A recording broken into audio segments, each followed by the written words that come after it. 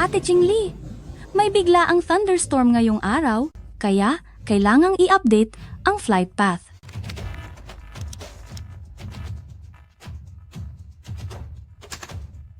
Huayuan siyang 755, may biglaang malakas na ulan sa Guangzhou. Pakisunod ang bagong procedure para sa pag-iwas sa bagyo. Huayuan siyang 755, sumagot ka kung natanggap mo ito. Natanggap na ng Huayuan siyang 755.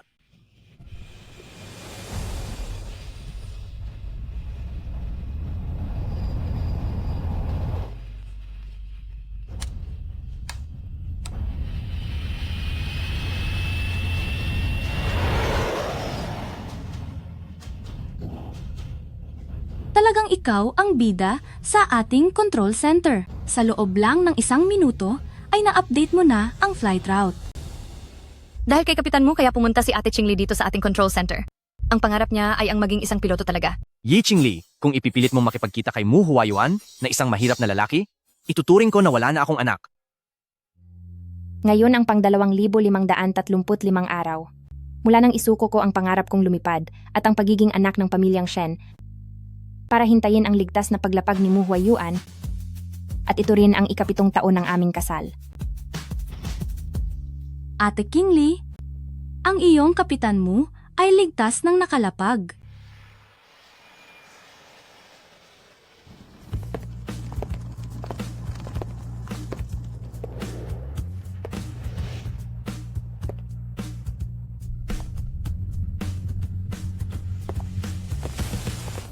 Maligayang pagbabalik ng ligtas.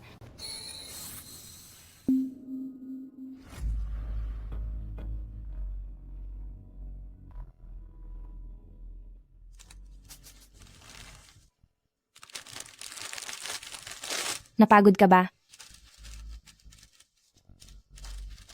Salamat, kapitan mo. Ang bango naman. At, salamat din, Ate Chingli.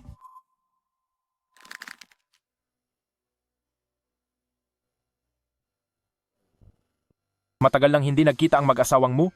Xiao, ihahatid na kita sa inyo para hindi na tayo maging third wheel dito. Ayos lang? Mamaya ay pupunta kami sa bar para uminom.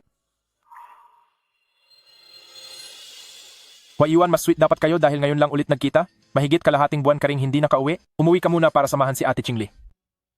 Ito na ang huling pagkakataon na maibibigay ko sa iyo.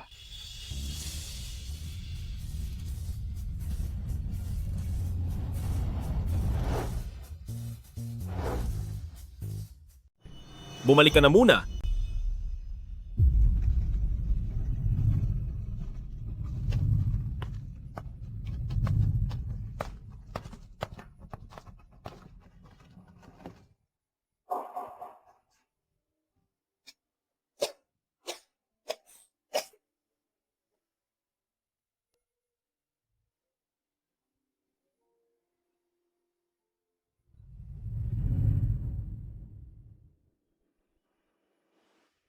Huayuan, yamot ka na kay Ate Chingli. Bakit hindi ka pa makipaghiwalay sa kanya? Matagal ko nang gustong makipaghiwalay. Pero ayaw niyang pumayag. Bakit? Dahil hindi niya kayang wala ako. Sa trabaho man o sa buhay, ayaw niya akong tantanan. Kaya naman pala tuwing nakikita mo siya, mukhang pagod na pagod ka.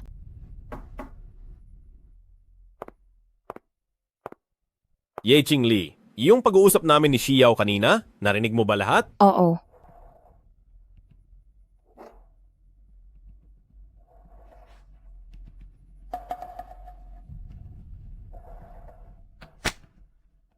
Talaga bang magre-resign ka na?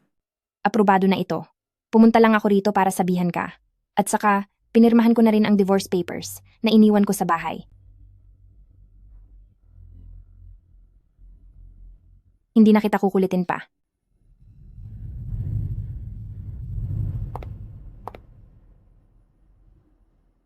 Huayuan, sa tingin ko naman ay hindi siya mapilit.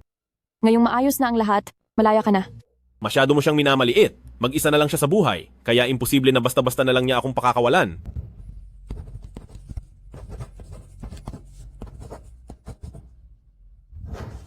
Gawa-gawa lang niya ang mga kalokohang ito. Tara na, pumunta tayo sa bar.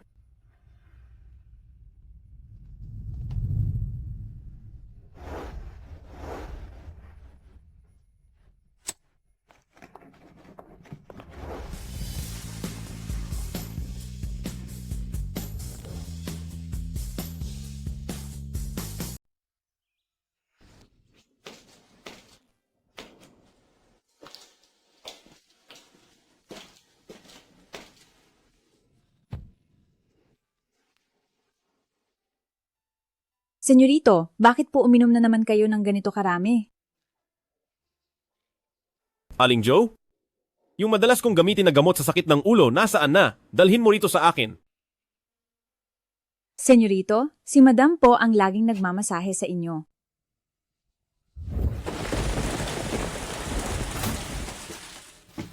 Madam, gabing-gabi na. Bakit ngayon ka lang nakabalik?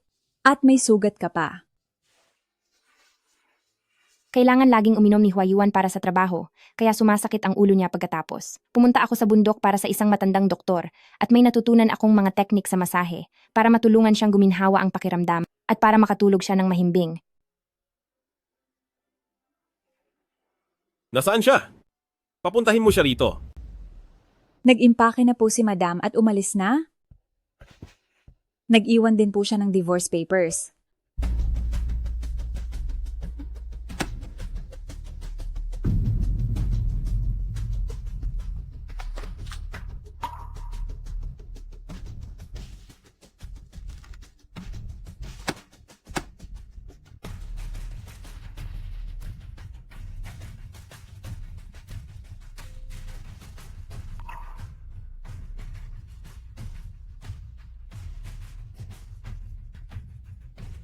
Ye Qingli, napakagaling mo talaga.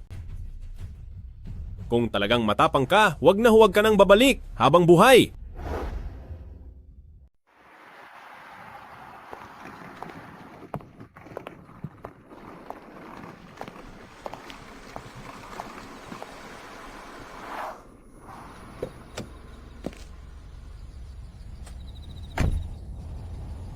Pa, Nahirapan ka siguro sa labas, no?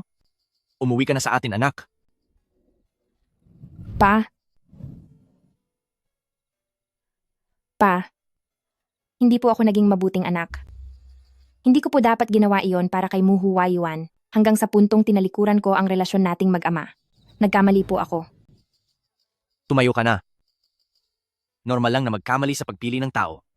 Hindi ka sinisisi ni Papa. Ano? Anong nangyari sa'yo?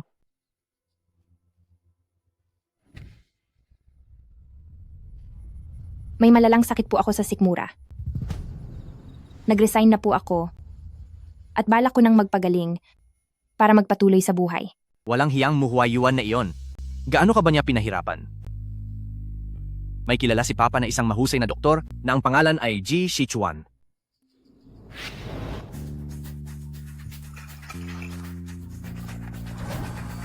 Dati siyang nag-apply sa yunting natin bilang isang medical officer. Pupuntahan natin siya bukas. Ji Shichuan.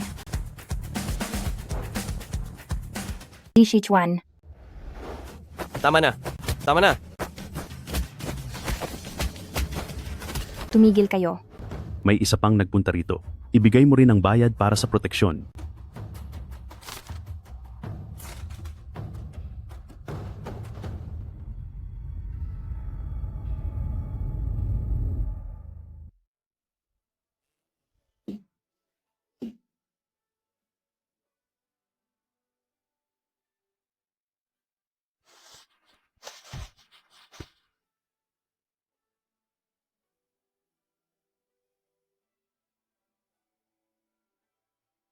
Ito sa inyo na?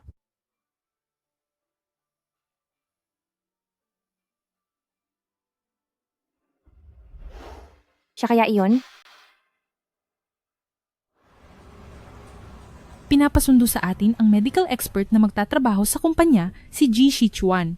Balita ko, hindi lang siya napakahusay sa medisina, napakagwapo pa niya. Kahit gaano pa siya kagwapo, hindi niya malalampasan si Huayuan. Tama ka. Wala talagang mas kagwapo pa kay kapitan mo. Si Yao, sina Kapitan Mo at Ye Qingli ay hiwalay na.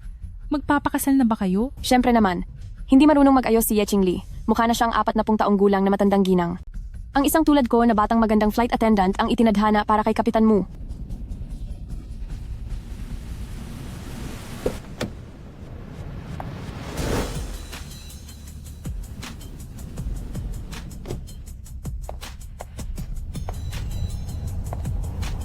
Sino ito? Napakaganda at napaka-cool niya.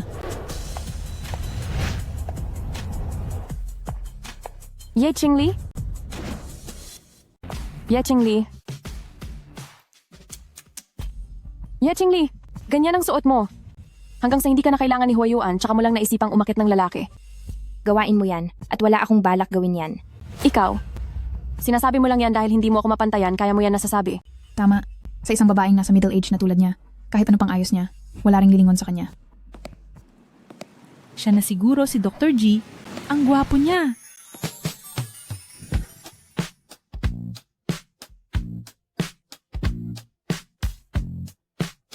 Oo nga. Xiao, nandyan na si Dr. G. Tayo na.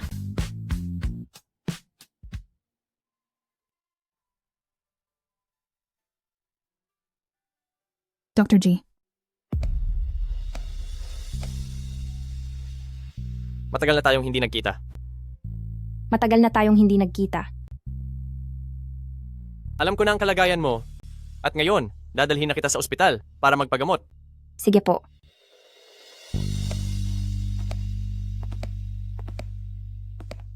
Dapat ay tayo ang susundo kay Dr. G papuntang Huayuan Aviation para sa kanyang tungkulin. Pero bigla siyang inagaw ni Ye Qingli. Gusto niya lang talagang sumikat, diba? Walang hiya.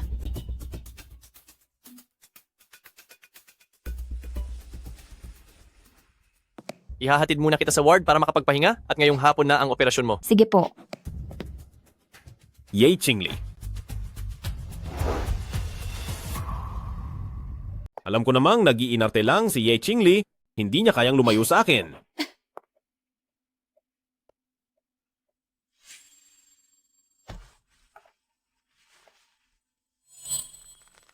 May sakit ka. Umalis ka na sa trabaho. Mula nang iwan ko si kapitan mo, ang katawan ko ay gumaan ng pakiramdam.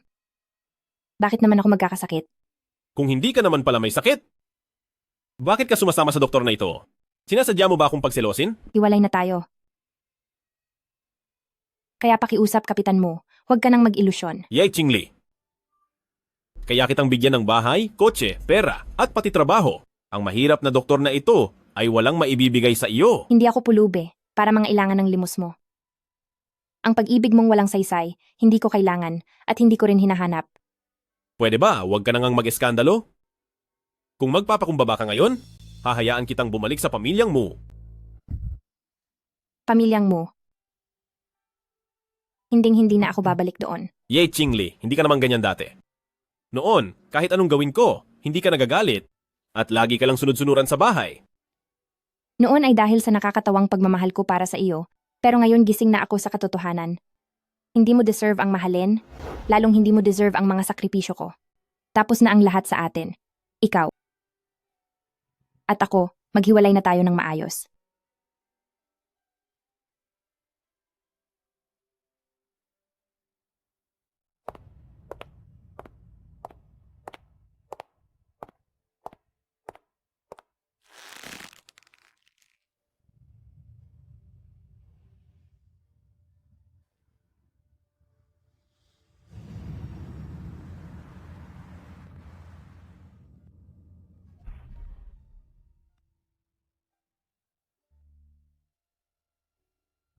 Gagamit tayo ng pampatulog sa operasyon. May konting hapdi ang anesthesia. Kung sobrang sakit, kagatin mo lang ito.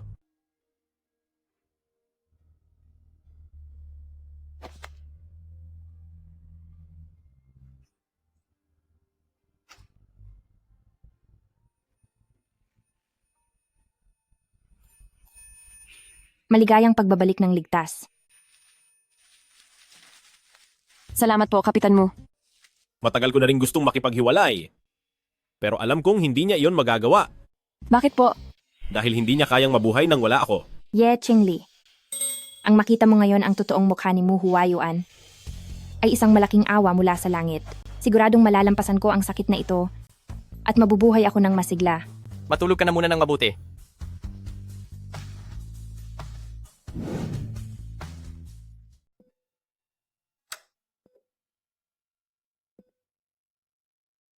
Qingli, kumusta ka na? Uncle, naging matagumpay po ang operasyon. Qingli, okay ka lang ba? Pa, gusto ko pong ituloy ang pangarap kong paglipad. kapag gumaling na ako. Para na rin sa huling hiling ni Mama. Sige.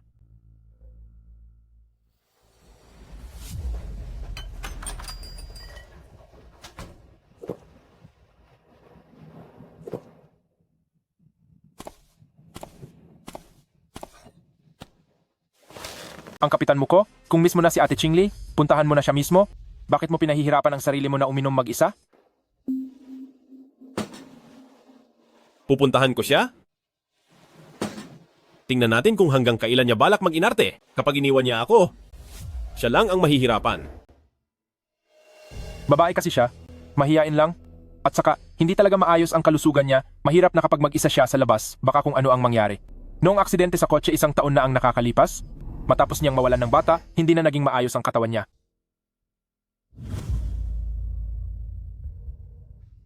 Nawalan ng bata?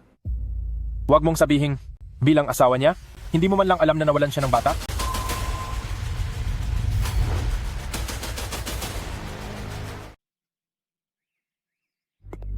Aling Zhao? Aling Zhao? 1 taon na ang nakalipas mula nung aksidente. Ano ba talaga ang nangyari? Senyorito, 1 taon na ang nakalipas, totoong na aksidente ang madam. Noong oras na iyon, sa kabila ng lahat, nagawa pa niyang tawagan kayo.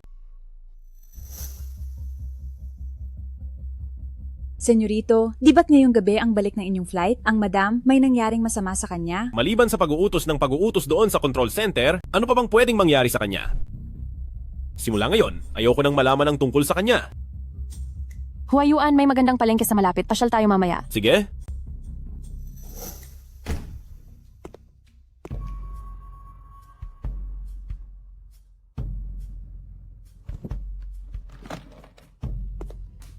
Bakit hindi ka lumipad pabalik kagabi? Pati ba naman ang pagbalik ko, kailangan mo ng desisyonan? Hindi ba't sobra na iyan? Kahapon ang ating wedding anniversary. May inihanda sana akong sorpresa para sa iyo, pero Wedding anniversary? Ganoon ba ka-importante iyon? At saka hindi ko kailangan ng regalo.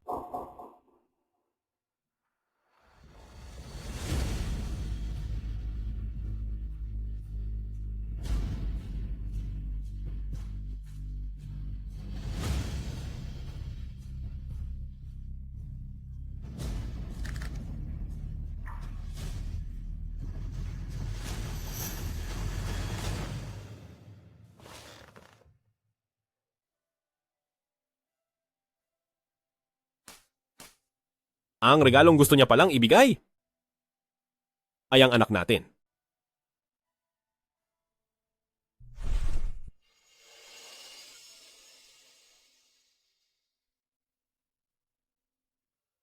Si Ye Qingli ang hindi makakaalis sa tabi ko.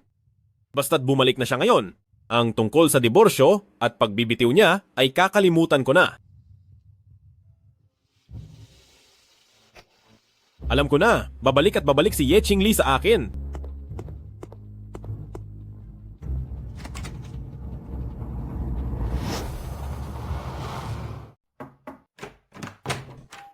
Huayuan. 1 linggo ka nang hindi pumupunta sa opisina, medyo nag-aalala ako sa'yo, kaya pinuntahan kita rito. Nagdala rin ako ng peach pastries. Tuwing may flight ako, palaging ipinagluluto ako ni Ye Qingli. Siguradong ipinadala niya ito sa pamamagitan ni Xiao. Pero ako mismo ang gumawa nito, at nilagyan ko pa ito ng mga mani.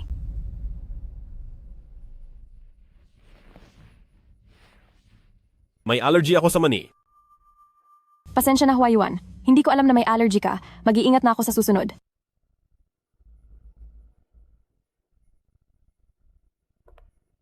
At ngayon, ang residensya ng mga Mu ay kailangan pa ng babaeng amo. Baka pwede na akong lumipat ngayong... Medyo pagod na ako. Magpapahinga na muna ako. Huayuan? Huayuan? Huayuan?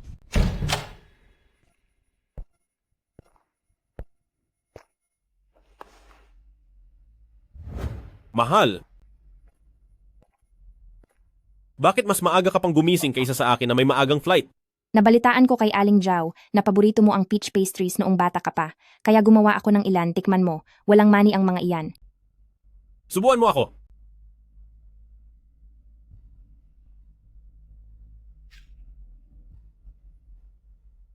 Masarap ba? Masarap. Gagawa ako nito ng madalas sa susunod.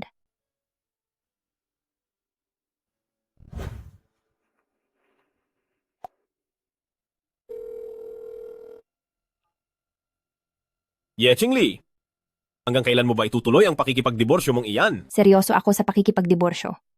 Ngayong hiwalay na tayo, pakiusap kapitan mo. Sa susunod ay wag mo na akong guguluhin. Sabi mo yan, makikipaghiwalay ka, bukas ng alas 10 sa Civil Affairs Bureau, aayusin natin ang mga papeles ng diborsyo.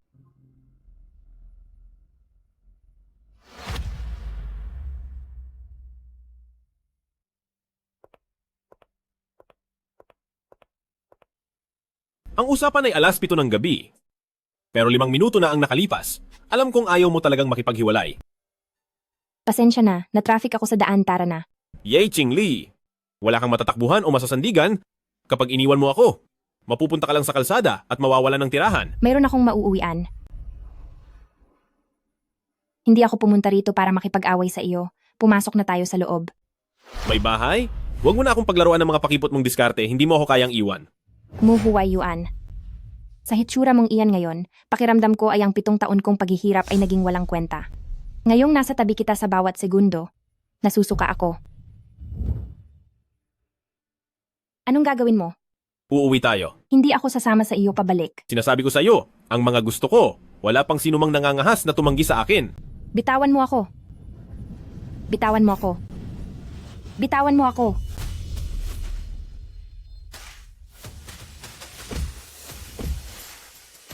Bitawan mo siya. Bitawan mo siya.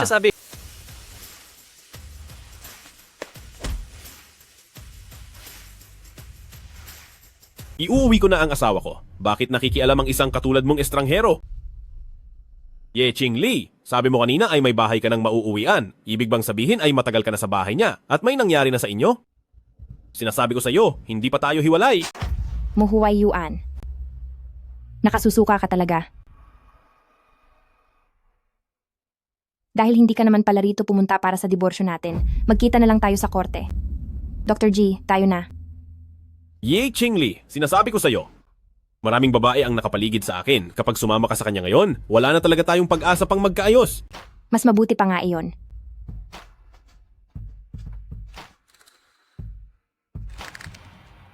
Huway Yuan, nabalitaan ko kay Captain Gu na pumunta ka rito sa Civil Affairs Bureau para asikasuhin ang diborsyo nyo. Pagkatapos niyan, maaari na tayong magsama ng malaya at ng marangal. Yeching Lee, iyang pamilyang mo na ayaw mong balikan. Maraming babae ang nagkakandarapang makapasok diyan. Hindi ba't pangarap mong maging donya ng pamilyang mo? Ngayon din ay isasama kita pabalik sa residensya ng mga mo.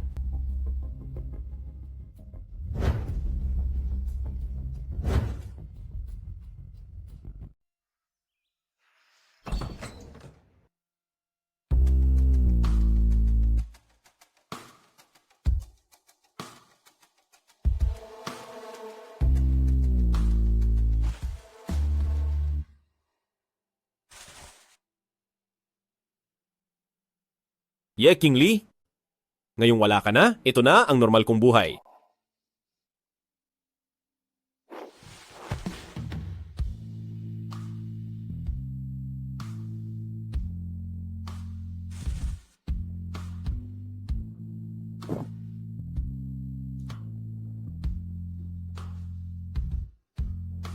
Huway Yuan. Ito ang kama natin para sa ating kasal.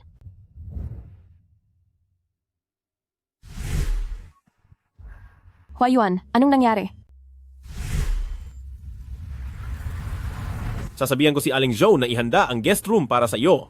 Huway Yuan, ayaw kong matulog sa guest room. Huway Yuan.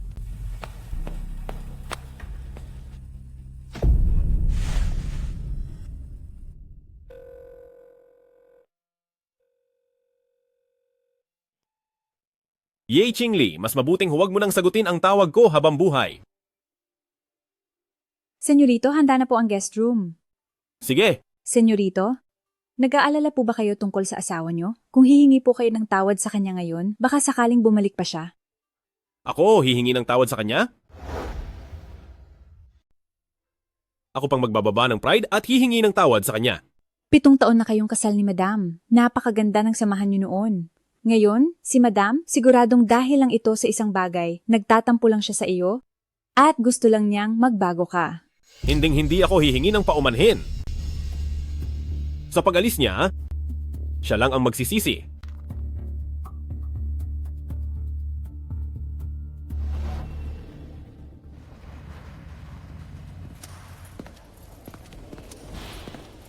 Mahal, ito ang regalo ko sa'yo. Regalo para sa ating anibersaryo. Magiging tatay na ako. Magiging tatay na ako. Salamat, mahal. Ngayon ang anibersaryo namin ni Huayuan ng aming kasal. Gusto kong ibigay sa kanya ang regalong ito. Siguradong kanina pa siya naghihintay sa akin sa bahay.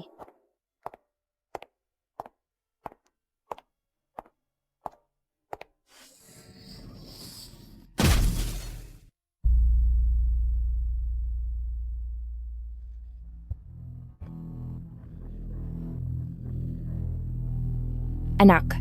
Anak. Ang anak ko.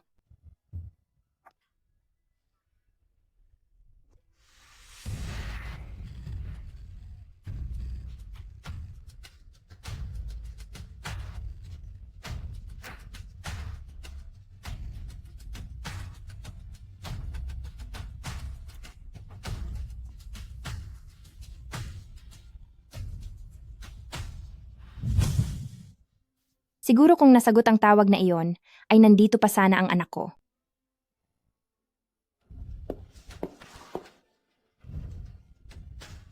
Lahat tayo ay nagkakamaling magmahal at nagkakamali ng desisyon. Ayos lang iyan? Umiyak ka lang kung gusto mo.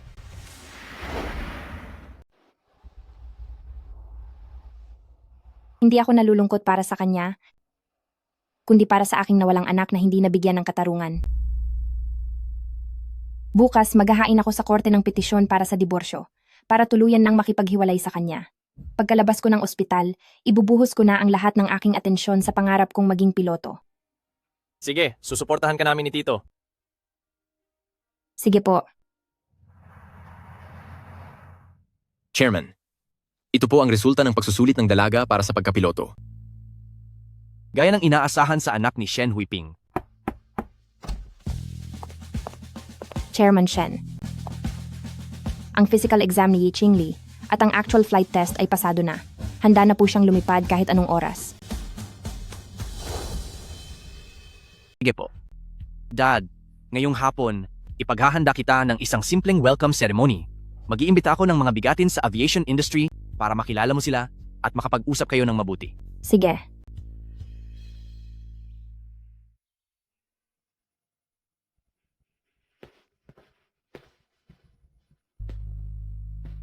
Senyorito, pangatlong beses na itong ipinadala ng korte ang hatol. Mas mabuting lagdaan mo na po ito kung hindi kayo lalagda. Sa huli ay magpapasya pa rin ang korte na ipawalang bisa ang inyong kasal. Hayaan mo silang maghusga.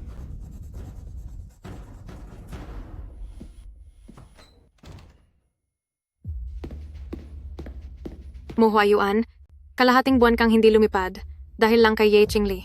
Paano ko pa ipagkakatiwala sa iyo ang Huayuan Aviation? Anong mapapala mo kay Ye Qingli? Araw-araw, bukod sa trabaho, pagluluto at gawaing bahay, wala siyang alam sa pakikihalubilo sa high society. Tama na. May mali ba sa sinabi ko? Mu Huayuan, nandito ako para sabihin sa'yo, para kay Yunting Aviation ay may gaganaping welcome ceremony ngayon. Kung mapapaganda natin ang ugnayan sa Yunting Aviation, tayo na ang mangunguna sa aviation industry. Mamayang hapon, dapat kang pumunta sa seremonya. Narinig mo ba?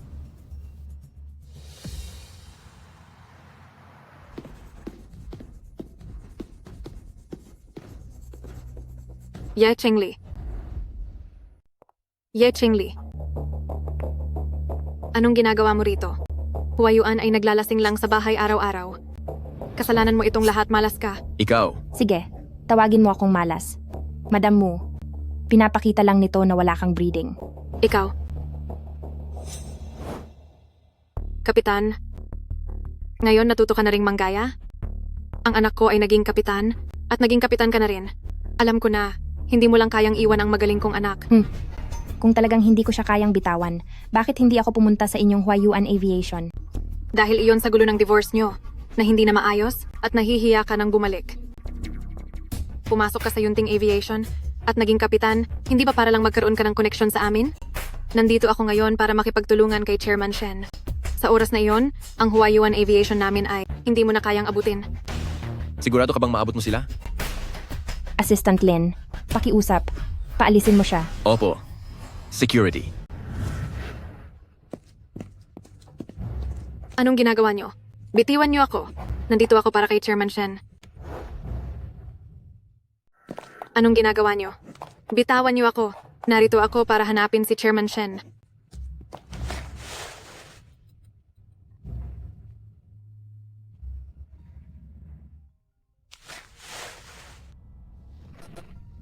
Hello! Mu Huayuan, nasaan ka na? Hindi ba't dapat ay nandoon ka sa Yunting Aviation? Inapi na naman ng babaeng si Ye Qingli ang nanay mo. Bakit nandoon si Ye Qingli sa Yunting Aviation? Pupunta na ako agad diyan?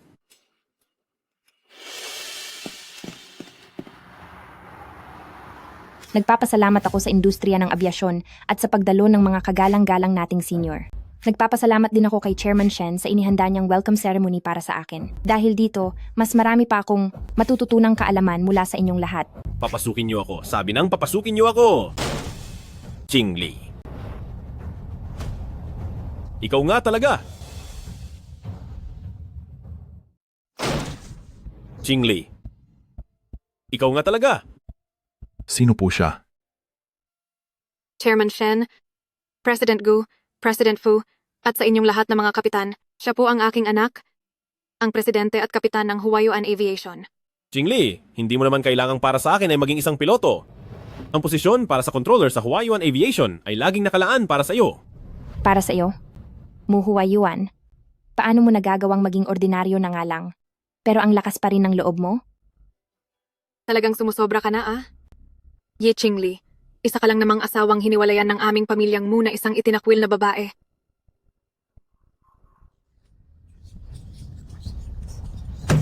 Tama na. Ang aming Yunting ay hindi nyo basta-basta mapapasok. Chairman Shen, isa siyang babae, 7 taon siyang naging kontroler, at pinagsilbihan ng aming Huayuan ng napakatagal, paano siya magiging isang kapitan. Pakiusap po, Chairman Shen, para sa kaligtasan, mag-isip-isip po kayo ng mabuti. Ang aming mga kapitan ay pawang mga nakapasa sa propesyonal na pagsusulit. Hindi namin kailangan ng isang maliit na kumpanya ng eroplano para diktahan kami. Mga tauhan? Sino ang nagbigay sa inyo ng pahintulot na papasukin ng kahit sino rito? Paalisin sila agad. Chairman Shen, Qingli. narito po ako ng tapat.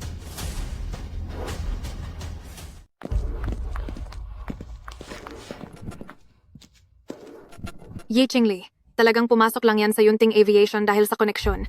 Kung walang sapat na galing bilang piloto, tiyak na magdudulot yan ng malaking kapahamakan sa huli.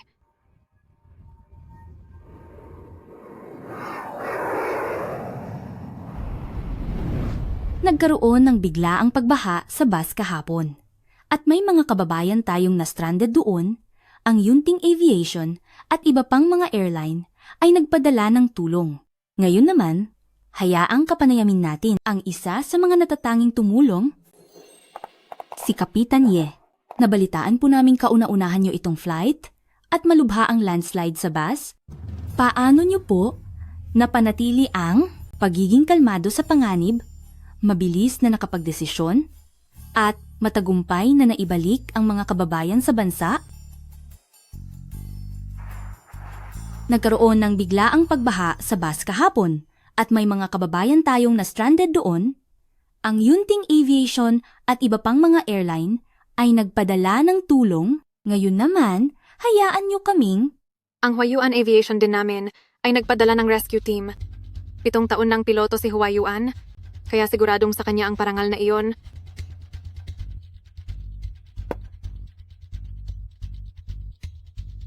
Anak, para ipagdiwang ang misyon nating matagumpay na natapos, nagpa-reserve na si Mama sa Chahua Restaurant. Pumunta ka mamaya doon.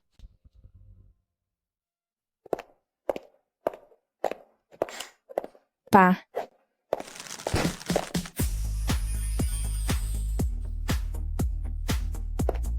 Congratulations, Kapitan Ye. Sa kauna-unahan mong flight, nailigtas mo agad ang ating mga kababayan. Proud na proud ang papa sa'yo. May inihanda akong malaking regalo para sa'yo. Kukunin ko lang. Sige po.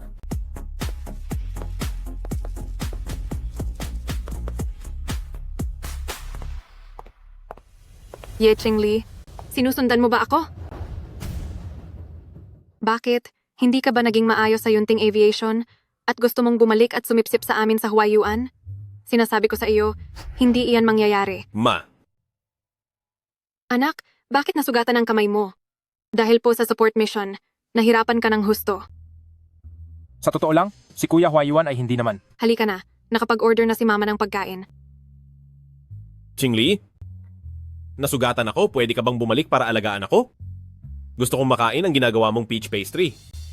Gusto mong alagaan ka ng pinakamamahal ko? Nananaginip ka ng gising.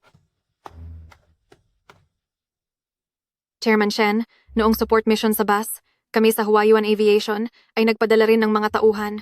Ang anak ko pa nga ang pinarangalan bilang pinakamahusay na individual. Ma, Tingnan niyo po, kung maaari bang magtulungan ang ating dalawang kumpanya upang magkaroon tayo ng ugnayan? Si Chingli naman ang tunay na pinakamahusay na individual. Ye Chingli? Talagang hindi iyan posible. Madam Mu, tingnan niyo po ng maigi.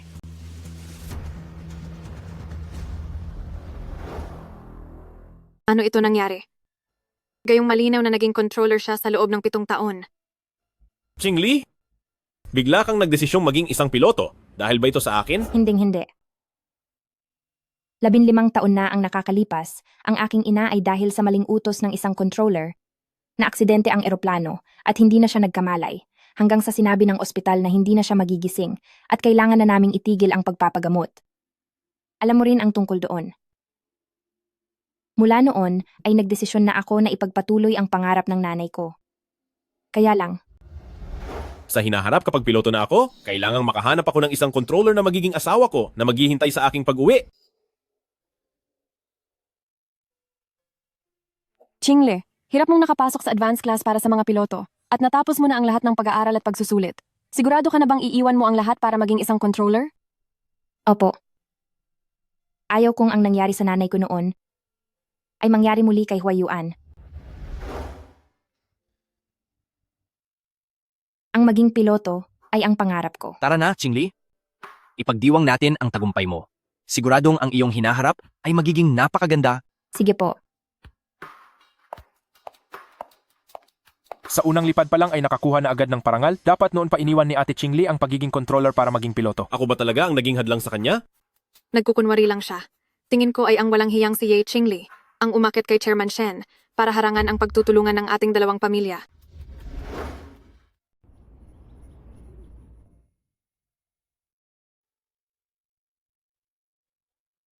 Chingli, miss na talaga kita. Pwede mo bang sagutin ang tawag ko? Huayuan, tama na ang pag-inom. Sa susunod, pagkatapos ng trabaho, pwede bang umuwi ka ng maaga? Maghihintay ako sa iyo sa bahay. Sige. Uuwi na ako agad.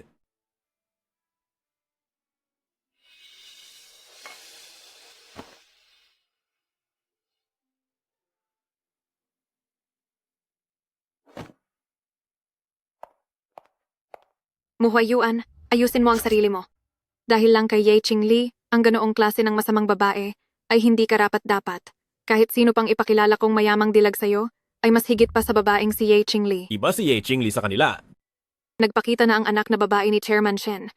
Sumama ka sa akin sa Shen Residence bukas. Ito na ang huling pagkakataon nating makipagtulungan sa kumpanyang Yunting. Naiintindihan mo ba? Bilisan nyo? Bilis. Magpakitang gilas kayo.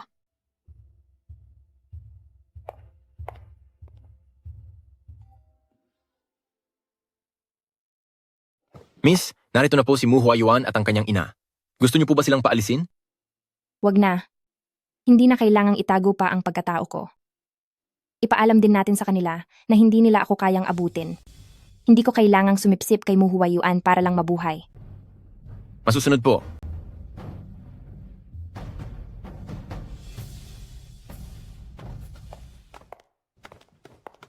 Ang likod na yon? Bakit parang pamilyar? Miss Shen, Ang rason ng pagpunta namin dito ay para sana hilingin sa inyo na sa harap ni Chairman Shen ay banggitin ang tungkol sa aming Huayuan Aviation para mas mapadali ang pagtutulungan ng dalawang kumpanya ng airline. Kung ayaw kayong tulungan ni Chairman Shen, wala na rin akong magagawa. Ye Qingli. Ye Qingli. Sabi ni Mama, kayo raw ni Chairman Shen ay may nakakahiyang relasyon. Hindi ako naniwala noon. Pero hindi ko akalain na nakatira ka na pala sa pamilyang Shen. Ye Qingli, ito na ba ang paraan mo para mabuhay? Bata man o matanda, papatulan mo talaga. Walang hiya ka. Ye Qingli, sa tingin ko ay dahil ito sa masyado kang pinalayaw ni Huayuan, tuturuan kita ngayong araw kung paano maging isang desenteng babae. Madam Mu, mahiya po kayo sa sarili nyo. Assistant Lin, paalisin sila. Ye Qingli, hindi ka naman ganyan dati.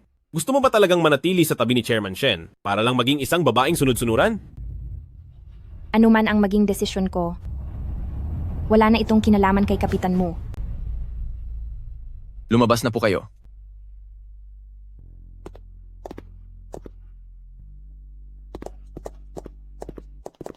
Uuwi na muna tayo. Huayuan.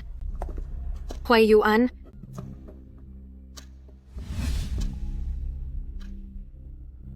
Ye Qingli, hindi ba't mahilig kang umasa sa mga lalaki? Kung paano ka umangat dahil sa mga lalaki, sisiguraduhin kong babagsak ka rin ng ganoon.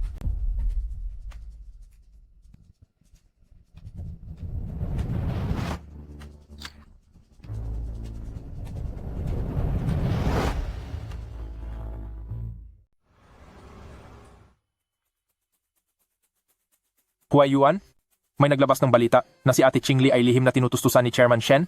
Kumalat na ang balitang ito sa buong aviation industry. Tingnan mo ito.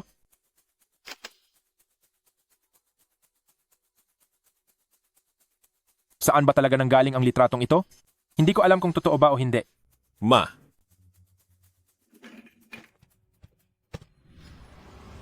Isa lang siyang kapitan at naghanda pa talaga si Chairman Shen ng welcome ceremony para sa kanya. Iyon pala ay may lihim silang relasyon. Akala ko pa naman ay mayroon siyang tunay na galing. Iyon pala, ay ginagamit lang niya ang kanyang ganda para manukso.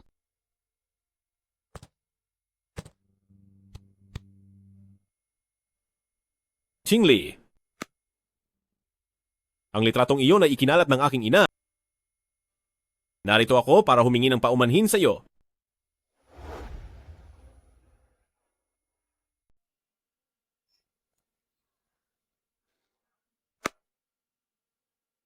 Nandito ako para humingi ng tawad sa iyo. Hindi ko kailangan ng kahit anong tawad. Ngayon sa buong industriya ng aviation, laganap na ang mga usap-usapan tungkol sa iyo. Sa tingin mo ba ay makakapanatili ka pa rin ng kampante sa Yunting Aviation? Wala akong ginawang masama. At malinis ang konsensya ko. Qingli, Bitawan mo ako.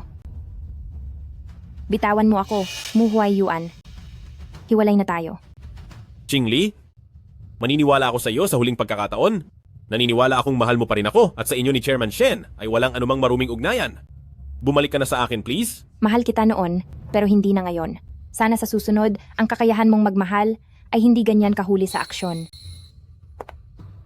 Qingli, pwede bang huwag ka nang gumawa ng gulo? Hindi mo ba gustong matupad ang pangarap mong maging piloto? Kaysa magmakaawa ka sa ibang tao, ay mas mabuting bumalik ka na lang sa tabi ko? Wala akong pinagmakaawaan na kahit sino.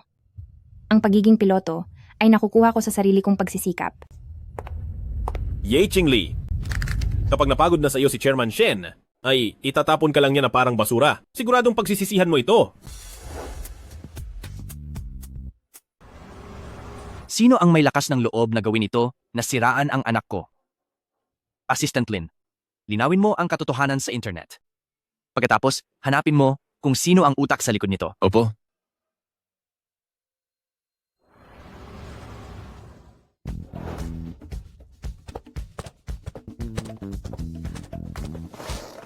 Huayuan, pinuntahan mo si Ate Qingli kanina, di ba?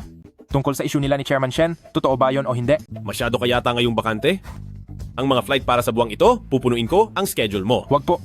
Isipin mo na lang na wala akong tinanong.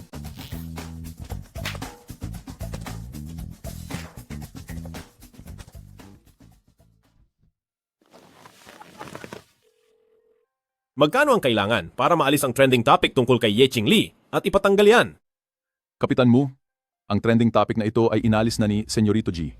Nasa ibang bansa si Senyorito G. Bakit niya tutulungan si Ye Ching Li? Nagsalita na rin si Chairman Shen.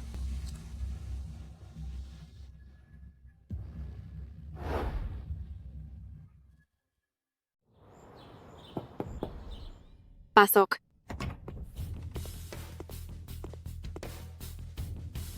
Ano ang ibig sabihin nito? Chairwoman Mu, nalaman namin na kayo ang naninira kina Chairman Shen at Miss Ye gamit ang mga maling balita. Kailangan niyo pong sumama sa amin sa presinto para magpaliwanag. May mali ba sa sinabi ko? Chairwoman Mu?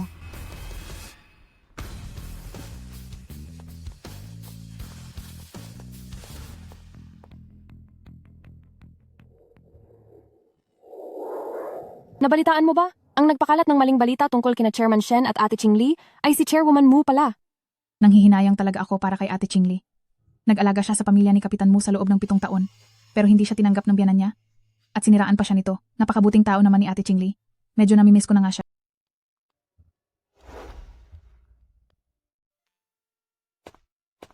Kapitan Mu,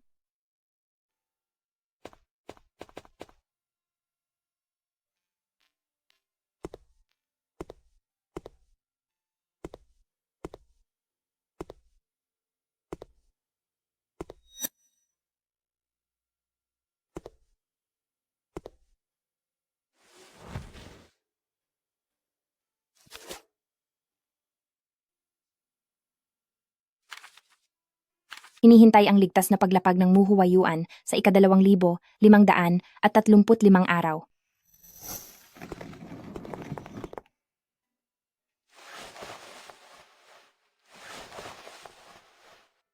Masama lang ang panahon ngayon. Pansamantalang nawala ang signal, pero okay lang ako. Hihintayin kita sa bahay. Siguraduhin mong babalik ka ng ligtas para makita ako. Sige.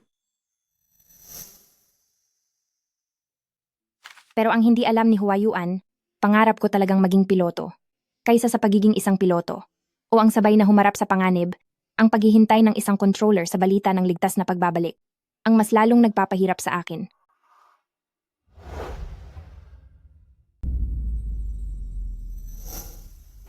Huayuan.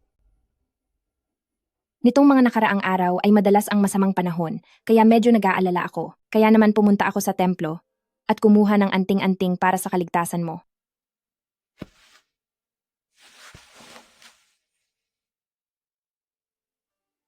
Hindi naman ito ang unang beses na maging piloto ako ng mga hindi ko kailangan ang mga mapamahiing bagay na yan.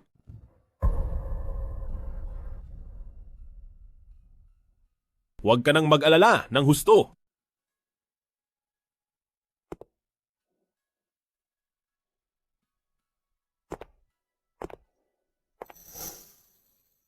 Ngayon ko lang nalaman na sa mga nakaraang taon, ako pala ang nagparamdam sa kanya ng hirap at sakit ng paghihintay. Huayuan, nakita ko sa ospital ang record ng pagpatingin ni Ate Ching Li. Pakitingnan mo.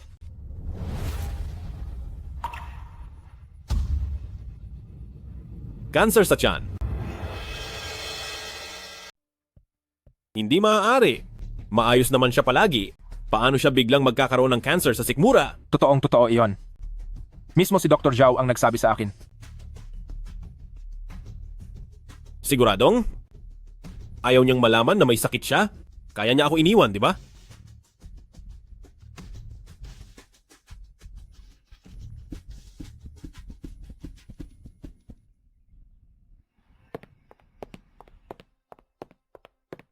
Bakit bigla yata naisipan ni Dr. G na i-treat ako sa hapunan? Bilang doktor mo, kailangan kong paalalahanan ng pasyente ko na lumabas-labas din para mag-relax. Ang restaurant na ito, natatandaan mo pa ba? Oo naman. Palagi tayong pumupunta rito noong high school. Pagkatapos maikasal, hindi na makakuha ng reservation, kaya madalang na kaming kumain dito. Ha? Bakit parang walang tao rito ngayon? Ginoong G, ang pagsasarado ng restaurant na hiniling ninyo ay naihanda na po namin ng maayos. Hoy, ikaw! Naku, halika na, pasok na tayo. Kapag kasama si Dr. G, talagang nakaka-relax. Salamat sa iyo. Nagbook lang naman ako ng restaurant. Maupo ka. Sige.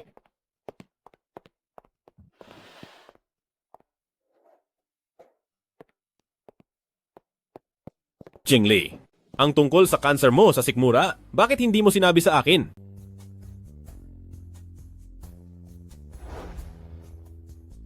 Jingli, tungkol sa sakit mo sa tiyan, bakit hindi mo ito sinabi sa akin? Mu Huayuan, divorce na tayo. Wala ka na ring pakialam sa mga nangyayari sa akin. Nag-aalala lang naman ako sa iyo.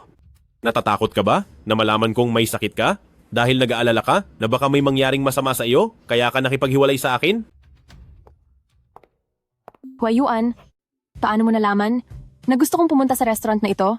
Ang lugar na pinili mo para sa date natin, gustong-gusto ko talaga. Kapitan mo, kaysa mag-alala sa akin, tila mas nag-aalala ka pa sa kung anong gustong kainin ng girlfriend mo at sa kung aling restaurant niya gustong kumain. Jingli, hindi ko siya girlfriend.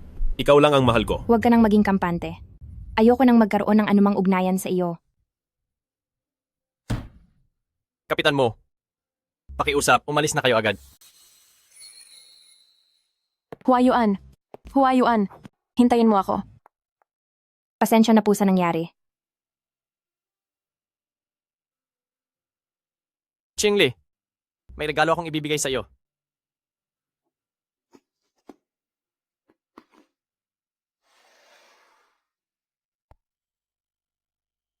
Puso ng karagatan? Siguradong napakamahal nito? Ang kuwintas na ito, 7 taon ko na itong gustong ibigay sa iyo. Ang kuwintas na ito, 7 taon ko na itong gustong ibigay sa iyo. Pero noong 7 taon na ang nakalipas, bigla kang nag-anunsyo ng pagpapakasal mo kay Muhuwayuan. Kaya ang kuwintas na ito ay hindi na nagkaroon ng pagkakataong maibigay pa. Ngunit ngayong hiwalay ka na. Gagawin ko ang lahat para sa pagkakataong ito. Pero huwag kang mag-alala. Hindi kita pipilitin na bigyan ako ng sagot. Lagi lang akong nasa likod mo para samahan ka. At rerespetuhin ko ang iyong mga desisyon. Sige.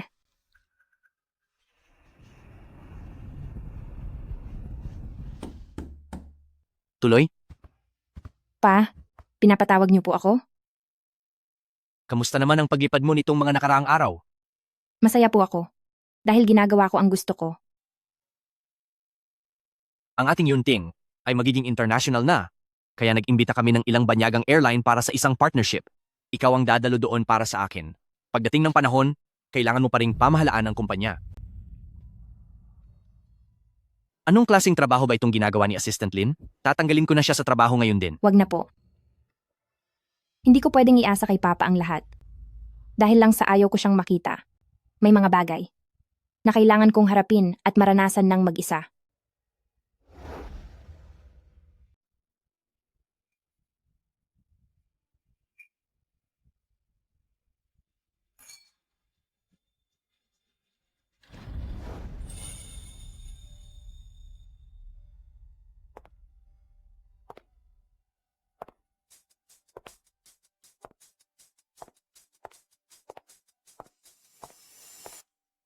Kapitan Ye, ako ang kapitan ng Shenyun Aviation.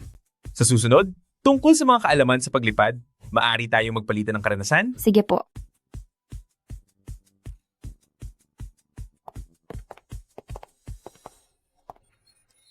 Huayuan, tingnan mo. Narito rin si Ate Qingli. Halatang nandito lang siya para mangakit ng kung sino-sino. Kapitan Mu.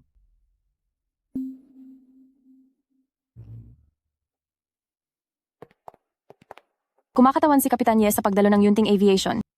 Kanina pa siya nagpapapansin. Pero bakit wala man lang siyang kasamang lalaki? Sinong nagsabing wala siyang kasama?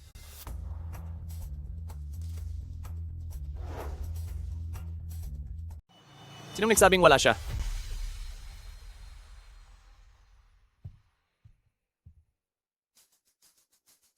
Hindi ba galing sa abroad si Ji Shichuan, Dr. G? Bagay na bagay sila ni Kapitan Ye? Oo nga, talagang perfect match sila.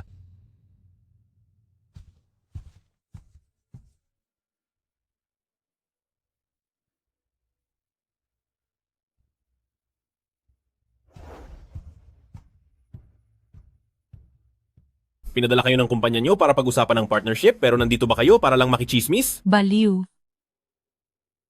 Ano bang meron kay Ye Ching Lee at pinagtatanggol mo siya ng ganyan? Maghahanda lang ako para sa speech ko. Sige.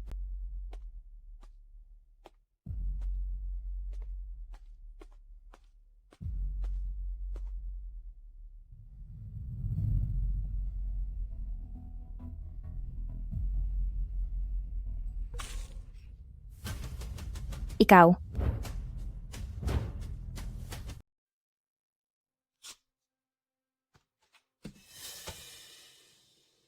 Ye King Lee. Tingnan natin kung paano ka pa makakaakyat para mag-speech. Hindi tayo magkaaway. Bakit mo ba ito ginagawa? Hanggat mahalaga ka pa kay Huwei Yuan, magkaribal tayo sa pag-ibig. Ye Ching Lee, hintayin mo na lang na ang pakikipagtulungan sa Yunting Aviation ay masira sa iyong mga kamay at humanda ka sa parusa mula kay Chairman Shen.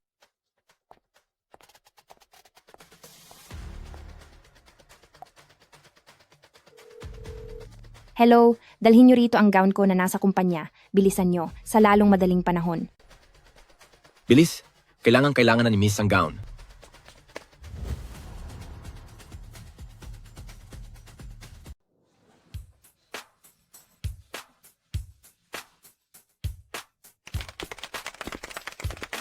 At ngayon, mula sa organizer ng event na ito, magsasalita na ang representante ng Yunting Aviation.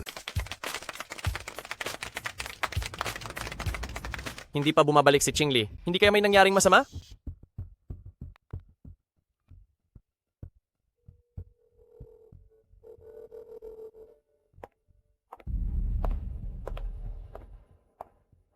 Anong nangyayari? Magsasalita na dapat. Pero ang mga tao ng Yunting Aviation ay biglang nawala. Totoo. Ang Yunting Aviation, sa ating industriya ng aviation, ay may malaking impluensya. Bakit sila nagkamali ng ganito? Huwei Yuan, sinabi ko na sa iyo, bukod sa mang-akit ng mga lalaki, wala nang ibang alam gawin si Ate Ching Lee. Ngayon ay nagtatago na siya na parang duwag. Ye Ching Lee, tingnan natin kung ano ang gagawin mo. Nandyan ba ang representante ng Yunting Aviation?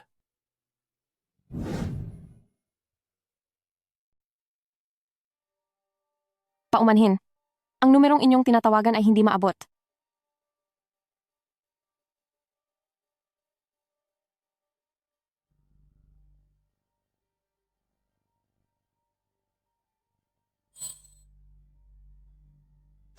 Huwei Yuan, anong balak mong gawin? Ikaw ang presidente ng Huwei Yuan Aviation. Ang mga nangyayari sa Yunting Aviation ay wala nang kinalaman sa iyo. Gusto mo bang pati ang Huwei Yuan Aviation ay mapahiyarin? Ang mga ginagawa ko ay hindi mo kailangang turuan.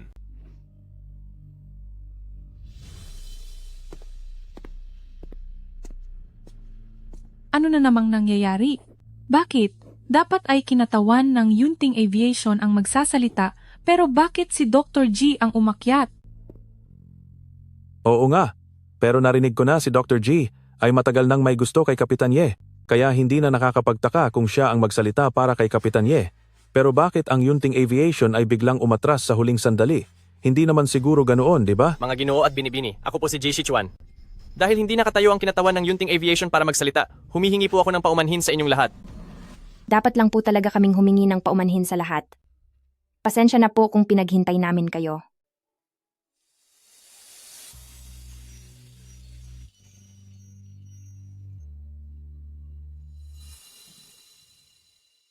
Pasensya na po, pinaghintay ko kayo ng matagal.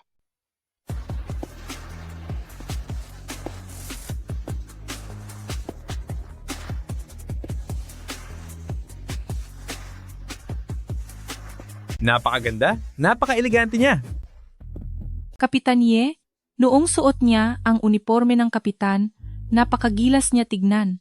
At ngayong nakagown, napaka-elegante pa rin niya. Sa ganoon kaikling oras, saan kaya siya nakakuha ng bagong gown?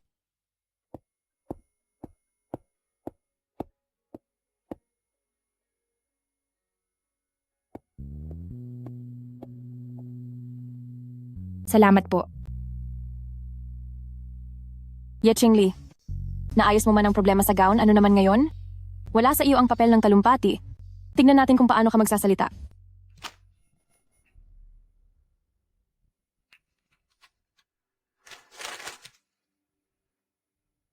Anong nangyayari rito?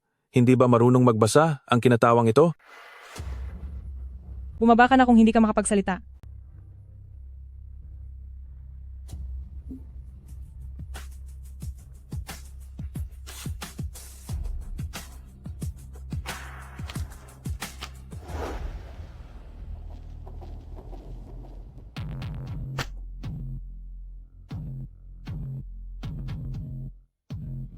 Magandang hapon po, mga ginang at ginoo.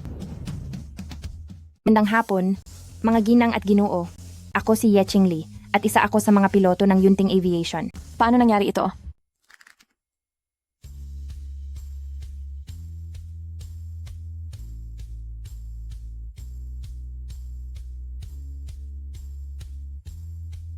Salamat po.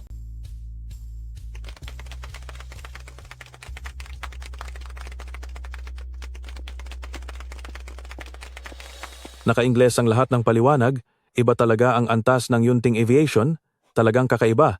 Hindi nakapagtatakang kaya nilang pasukin ang pandaigdigang merkado. Oo nga, puno talaga ng mga mahuhusay na tao ang kumpanya nila. Nag-aalala ako sa iyo kanina. Pero mukhang nag-overthink lang ako. Napakagaling ng ginawa mo ngayong araw. Salamat. Ye Qingli, hinding-hindi kita titigilan. Huayuan, Huayuan.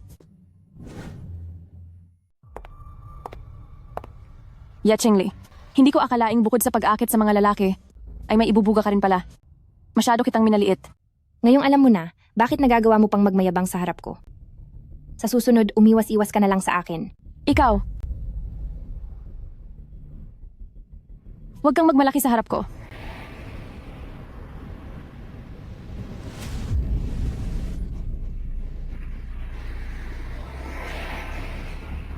Ye, Qingli.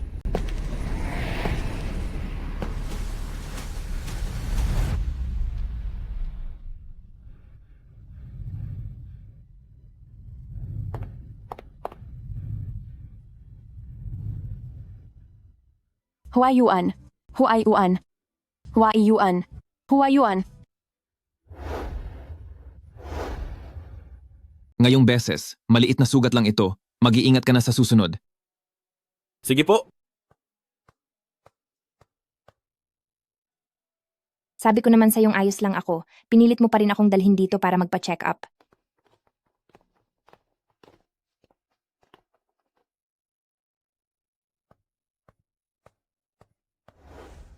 Mo Huayuan, ang tanging dala mo lang kay Qingli ay panganib at sakit. Kaya mula ngayon, pakiusap, lumayo ka na sa kanya.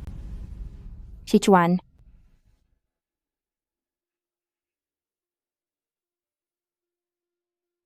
Para sa nangyari ngayong araw, maraming salamat. Umuwi ka na para makapagpahinga. Qingli, nung papalapit sa akin ang sasakyan, parang naintindihan ko na ang kawalan ng pag-asa nung maaksidente ka at nawala ang bata. Patawad. Dapat ka talagang humingi ng tawad sa batang iyon.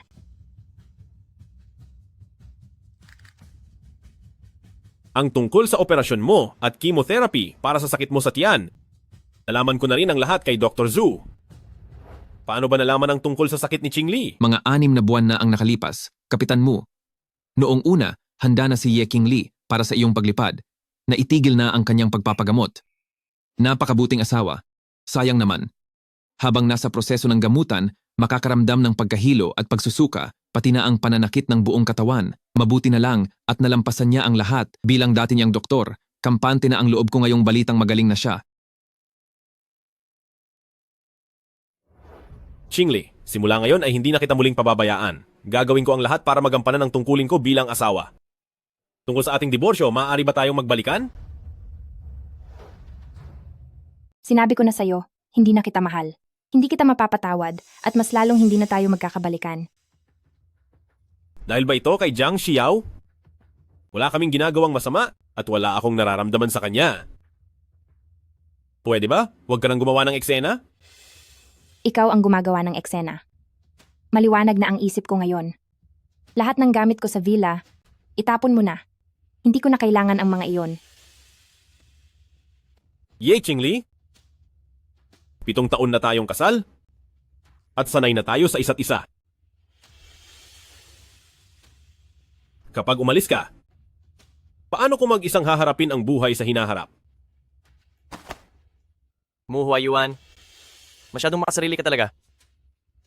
Hanggang ngayon, sarili mo pa rin ang iniintindi mo. Dapat lang na mawala sa iyo si Qingli.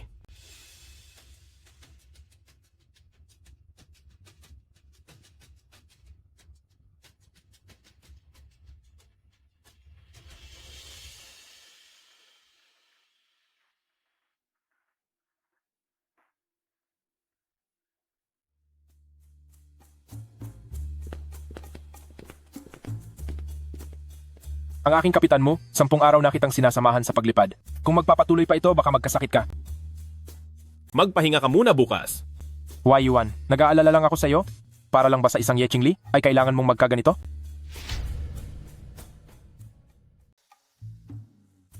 Ang ibig kong sabihin, habang si Ate King Lee ay single pa sa ngayon, humanap ka na agad ng paraan para makuha mo siyang muli.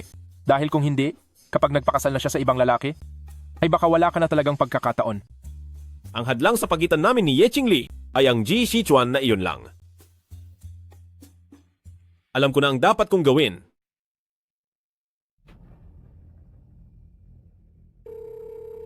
Direktor, may pabor po sana akong hihilingin sa inyo. Sa inyong center hospital, yung kakabalik lang mula sa abroad na si Ji Shichuan, pabalikin niyo siya sa abroad para mag-aral uli. Kahit anong kondisyon ay papayag ako. Kapitan mo, sa bagay na iyan ay wala po akong kapangyarihan. Sabi ko, kahit anong kondisyon ay pwedeng hingin? Siya po ay ang anak ng ating chairman. Ano? Si Ji Shichuan ay si Senyorito Ji? Tama po kayo.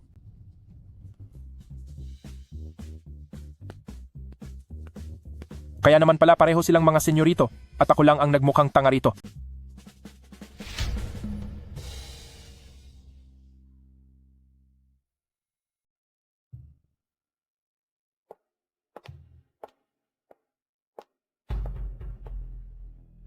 Ji Shichuan ay ang senyoritong si Pamilyang Ji.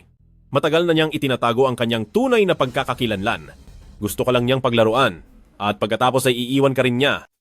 Hindi ko kailanman inalintana ang kanyang pagkatao. Kaya pakiusap, kapitan mo, huwag mo na akong puntahan dito at huwag mo nang gambalain ang trabaho ko. Wala kang pakialam sa pagkatao ni Ji Shichuan pero ano ba ang talagang mahalaga sa iyo?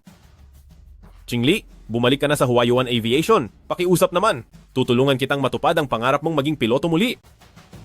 Muhuayuan, tapos na ang lahat sa ating dalawa. Hayaan mo na ako at palayain mo na rin ang sarili mo. Sa iyong karera sa industriya ng paglipad, walang maitutulong si Ji Shichuan sa iyo? Bakit mo ba siya pinili? Sinong nagsabing hindi ko kaya? Hanggat gusto ni Qingli, maaari ko siyang igawa ng sariling airline company. Mu Huayuan, minahal ka ni Qingli sa sarili niyang paraan sa loob ng 10 taon. Minahal ko rin siya sa sarili kong paraan sa loob din ng 10 taon. At dahil hindi mo siya pinahalagahan, hayaan mong ako ang magbigay sa kanya ng pagmamahal at respeto. Qingli. Kapitan mo, pakiusap, umalis ka na. Kung hindi ay magpapatawag na naman ako ng security.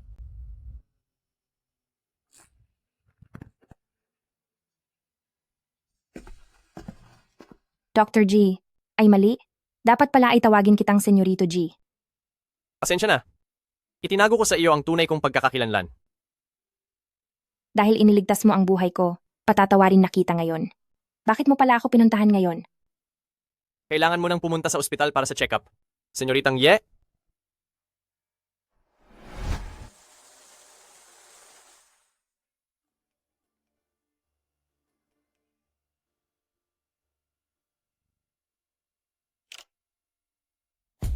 Kapitan mo, sana ay maayos mo na ang lahat dahil ayokong masaktan muli si Qingli.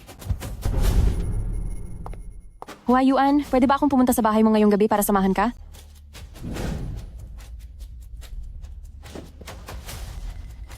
Sino ang nagbigay sa iyo ng pahintulot na gawin iyan? Sino ang nagbigay sa iyo ng pahintulot na gawin ito? Ako. Jiang Xiao.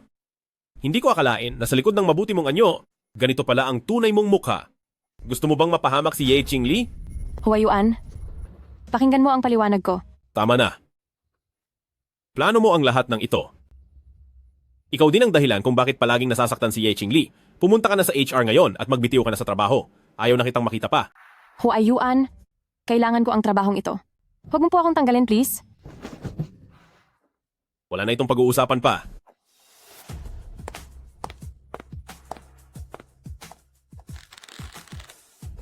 Muhuayuan, ikaw ang nagtulak sa akin dito.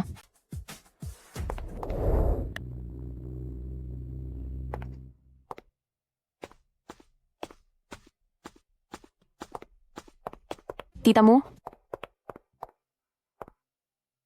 Buntis ako sa anak ni Huayuan. Pero palagi na lang si Ye Qingli ang iniisip niya. At ayaw niyang tanggapin kami ng anak ko. Kalokohan! Mukhang nakalimutan nyo na ako pa rin ang nasusunod sa pamilyang mo. Simula bukas, lilipat ka na sa pamilyang mo. Mu Huayuan, kapag nakatira na ako sa pamilyang mo, magiging madali na ang pagbuo ng bata.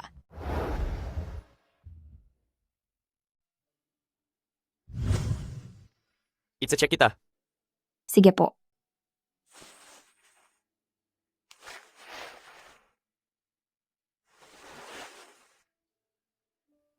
Masakit ba?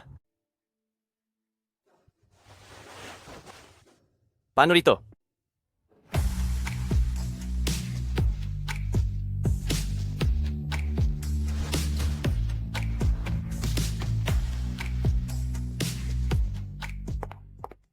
Anak, ipinagdalhan kita ng sabaw.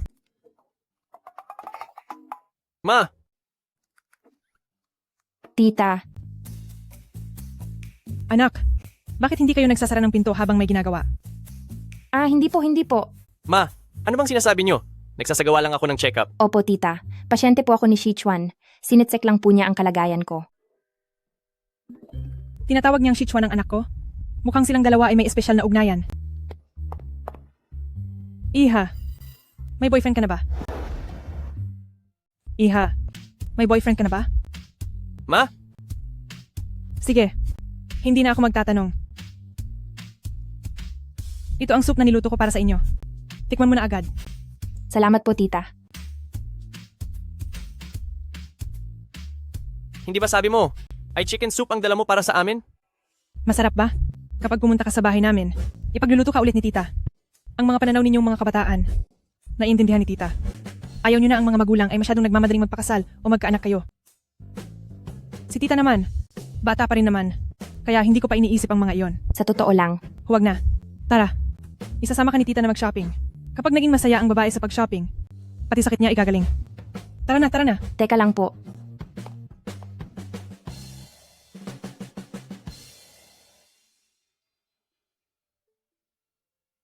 Ito ang perlas na badiwang. 10 lang ang ganito sa buong mundo. 10 milyong dolyar ang halaga ng bawat isa. Bumili ako ng isa. At balang araw ay ibibigay ko ito sa apo ko. Salamat po, tita. Qingli, itong siyam na perlas na badiwang ay ituring mong regalo ni tita. Sa unang pagkikita natin, sana ay huwag mong tanggihan. Sana rin ay maging maayos ang pagsasama niyo ng pasaway kong anak habang buhay. Tita, masyadong mahalaga po ito. Ye Qingli. Ye Qingli.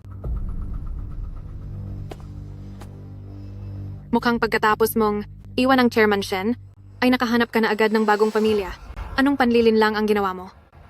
Para bilhan ka niya ng 10 milyong dolyar bawat piraso na. Perlas na badiwang? At siyam pa talaga? Madam Mu, kapag hindi mo alam ang buong katotohanan, huwag ka na lang magsalita. Nagagawa mo pa akong pangaralan? Dahil sa iyo ay dinala ako sa pulisya, hindi pa nga kita pinagbabayad para sa perwisyong idinulot mo. Tama. Si tita mo ay nakatatanda sa iyo. Alam mo ba na dahil sa iyo ay nakulong si tita mo ng 3 araw? Iginagalang ko siya bilang nakatatanda. Pero wala siyang karapatang gumawa ng masasamang chismis tungkol sa akin. Ang pagkakulong niya ay isang leksyon para sa kanya. Ikaw? Nga pala? Ye Qingli, nanatili ka sa aming pamilyang Mu ng 7 taon, pero kahit isang anak ay hindi mo kami nabigyan. Buntis na si Xiao, at malapit na akong magkaroon ng apo. Kung ganoon, binabati kita. Nakakahiya ang ugali nila. Qingli, mabuti na lang at nakawala ka na. At iniwan mo ang pamilyang mo na yan. Dahil kung hindi, magdurusa ka lang ng husto. Sino ka ba sa akala mo? Para husgahan ang aming pamilyang Mu? Mula sa pamilya ng mga manggagamot ng Nancheng. Si pamilyang G. Kayo po pala si Mrs. G. Kayo po ba si Mrs. G? Mrs. G. Pasensya na po sa nangyari kanina. Tinuturuan ko lang po ng leksyon ang walang hiyang babaeng ito. Mrs. G, huwag na huwag po kayong magpapaloko sa babaeng iyan. Totoo po ang lahat ng sinasabi ko. Pinalayas siya ng aming pamilyang Mu at pinalabas ng bahay bilang isang babaeng iniwan. Hindi pa siya makabuo ng anak, kaya wala siyang anumang silbi. Ganoon ba? Kung ganoon, ay kailangan ko ngang Pag-isipan uli ang lahat. Makabagong panahon na ngayon. At ang lalaki ang palaging nasusunod. Pero naniniwala pa rin kayo na ang babae ay para lamang sa gawaing bahay at doon lamang masusukat ang halaga ng isang babae. Ang lalaki at babae ay dapat na may respeto sa isa't isa. Mrs. G, hindi po iyon ang ibig kong sabihin. Pero ang naririnig ko ay iyon talaga ang punto mo. Puro ganyan ang laman ng mga isipan nyo. Kaya nararapat lang na habang buhay ay manatili kayong maliit na kumpanya ng eroplano. Chingli, babae rin si tita, kaya naiintindihan ko ang nararamdaman mo. Nagdusa ka sa pagsasamang iyon. Kung mapapabilang ka sa pamilya namin, sinisiguro ni tita na magiging maginhawa ang buhay mo. Mrs. G? Tama na. May sarili akong paninindigan. At hindi ko kailangang marinig sa iyo kung ano ang totoong nangyari. Para sa akin, kahit gaano pa kabuti ang isang tao, kapag nanggaling sa bibig nyo, ay nagmumukha silang masama. Tama. Ang mga taong katulad nila ay magaling lang magbaligtad ng katotohanan. Chairman Shen, Si Mrs. G ay isang taong bukas ang isip at ako ay lubos na natutuwa. Mrs. G, ang mga sinabi ko kanina, maaari mong hindi paniwalaan, pero si Ye Qingli ay naging simpanan ni Chairman Shen at iyon ang katotohanan. Nakatira siya sa Shen Residence at may mga kumuha ng litrato sa kanya doon. Isang kahiyahiyang kabit na naglakas loob pang siraan si Qingli. Sa tingin ko, gusto mong madala sa presinto. Chairman Shen, ano po ba talaga ang relasyon ninyo ni Qingli? Baka naman po pwedeng ipaliwanag niyo sa amin. Sige, ngayon ay lilinawin ko sa harap ng lahat ng taong naririto.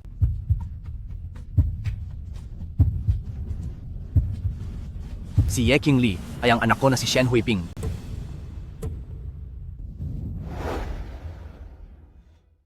siya ang anak ng pamilyang Shen. Imposible. Ye ang apelyido niya at hindi Shen. Paanong naging anak siya ng pamilyang Shen? Iyon ay dahil bata pa lang ako, ginamit ko ang apelyido ng nanay ko. Ano? Paanong nangyari iyon? Ang anak ko ay nanatili sa inyong pamilyang Mu sa loob ng 7 taon, pinagsilbihan kayo, at nagdusa sa loob ng 7 taon. Hindi niyo alam na bilang isang ama, sobrang sakit ng nararamdaman ko. Pa, pasensya na po. Kasalanan ko po ito. Hinding-hindi ko na po ulit gagawin ang ganitong kamalian.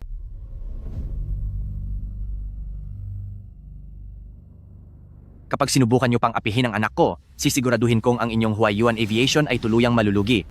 Naku naman, ano ba itong nangyayari? Tita, hintayin mo ako. Qingli, ang paghihirap mo sa loob ng maraming taon ay hindi kinilala. At sa huli ay siniraan ka pa ng ganyan. Nag-aalala si tita sa iyo. Tapos na ang lahat. Gaganda pa ang buhay ko sa hinaharap. Sigurado yan. Salamat po sa kabutihan niyo, tita. Pero ang ganito kamahal na regalo, hindi ko pa rin po pwedeng tanggapin. Hindi na kita pipilitin. Kahit ano pang gusto mo sa hinaharap, bibilhin ko para sa iyo. Madam G, pinagaling ng anak niyo ang sakit ng anak ko. Hindi pa ako nagkaroon ng pagkakataong magpasalamat. Bakit hindi natin isama ang anak niyo ngayon at mag-dinner ang ating dalawang pamilya? Sige, mukhang ayos yan.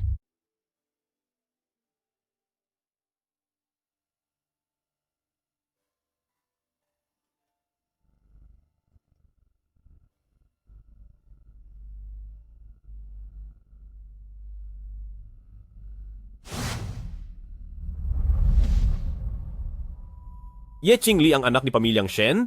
Sabi ko na nga ba, paano siya magkakagusto sa isang matandang lalaki? Ako lang ang mahal niya. Huayuan, may masamang nangyari. Naglabas ng pahayag ang Yunting Aviation. Napuputulin na nila ang ugnayan sa ating kumpanya. Pati ang ibang kumpanya ay kumakampi na rin sa kanila. Mag-isip ka bilis kung anong gagawin natin. Hindi ba't ikaw naman ang may kasalanan nito? Sinisisi mo ba ako ngayon? Umalis si Ye Qingli. Hindi ba't may kasalanan ka rin?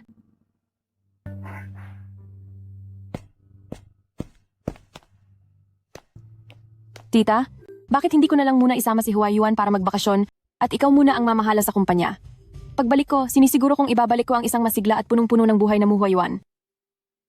Sige. Alagaan mo rin ng mabuti ang iyong pagbubuntis.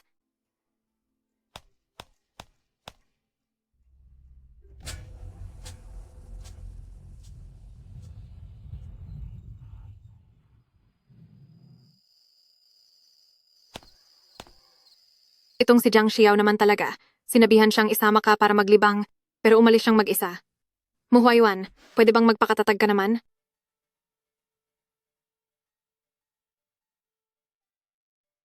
Ma, sabi ni Qingli noon, sasamahan niya ako habang buhay.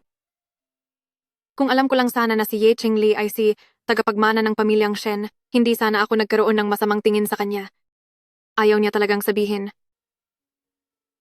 Kung magagawa mo lang na muling makuha si Ye Qingli, baka may pag-asa pa ang negosyo ng ating pamilyang Mu.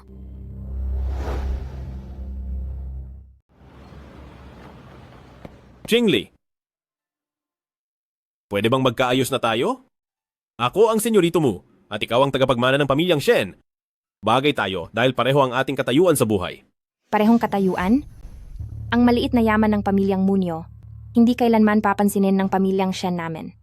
Qingli, pwede bang huwag ka na magsalita ng ganyan? Ikaw lang ang tanging mahal ko.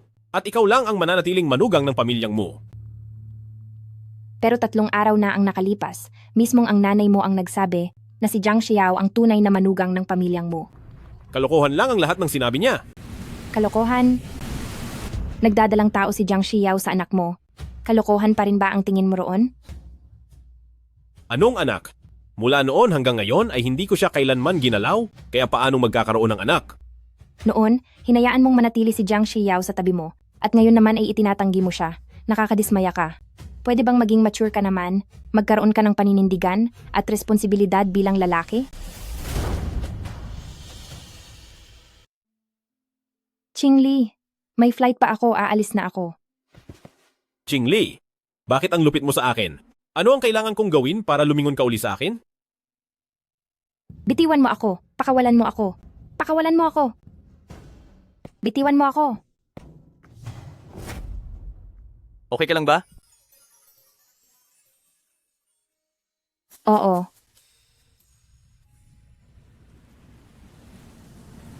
Yi Qingli, bakit sa iba ka napakabait, tapos sa akin ay ganito kakalamig? Kailangan ko bang ilabas ang puso ko para lang mapatunayan sa'yo? Ang huli mong pagmamahal ay wala ng halaga. Kapitan mo, naging malinaw na ang mga sinabi ni Qingli. Hindi na siya lilingon pa. Kaya pakiusap, huwag mo na siyang guluhin. Bakit? Bakit ang laki na ng ipinagbago mo? Akala mo ay lagi lang akong nagagalit sa iyo. Pero ang totoo, mula nang magdesisyon akong iwanan ka, iyon ang sandaling tuluyan na akong nadismaya sa iyo. Ikaw mismo ang hindi nagpahalaga.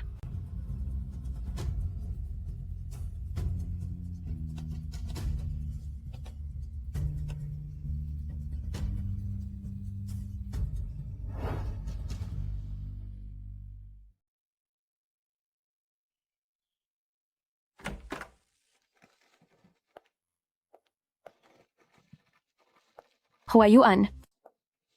Sa pagbabalik ko galing bakasyon, marami akong dinalang regalo para sa'yo. Jiang Xiao, habang nasa bahay lang si Huayuan, malungkot siya at nag-iisa. Samantalang ikaw, wala man lang pag-aalala, sa halip ay nagpunta ka pa para magbakasyon. Ma, nabili na po ang mga tiket, paano naman po kung masasayang lang? Ang galing nyo talagang magdahilan. Ang mga babae ay dapat na nag-aalaga sa asawa at anak at nag-aasikaso sa pamilya. Sa ginagawa mong iyan, hinding-hindi ka talaga mapapantay kay Ye Qingli. Kung gustong-gusto niyo po siya, bakit hindi niyo siya hanapin at pabalikin?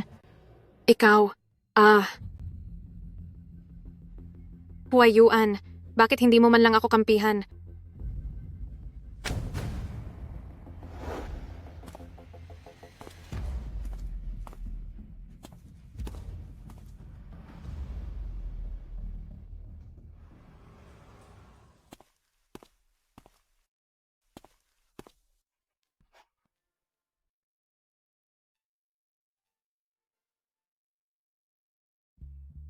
Mu Huayuan, sa taong ito hindi na kita balak mahalin pa.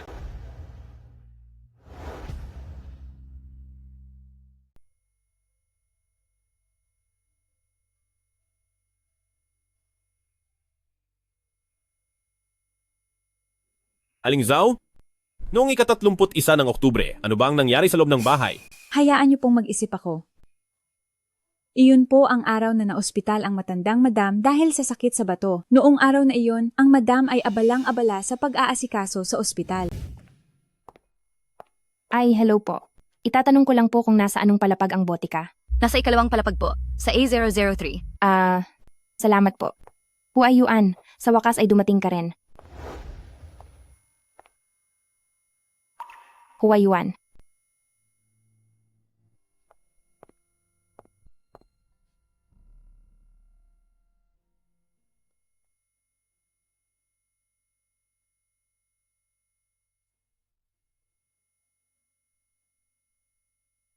Muhuayuan.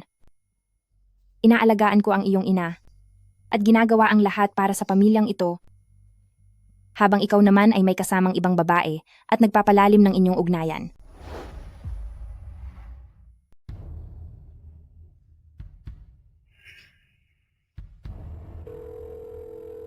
Nasaan ka? Sa kumpanya. Kailan pa naging bahagi ng trabaho ng isang piloto ang mga usapin sa ospital? Ye Qingli, talagang sinusundan mo pa ako. Pwede mo ba akong bigyan ng kaunting laya? Walang kwenta. Ye Qingli, kahit nakita mo na ang lahat, bakit kailangan mo pang tumawag? Pinapahiya ko lang ang sarili ko. Ye Qingli, wala kang utang na loob. Kunin mo na agad ang gamot ko. Gusto mo ba akong hayaang masaktan ng husto?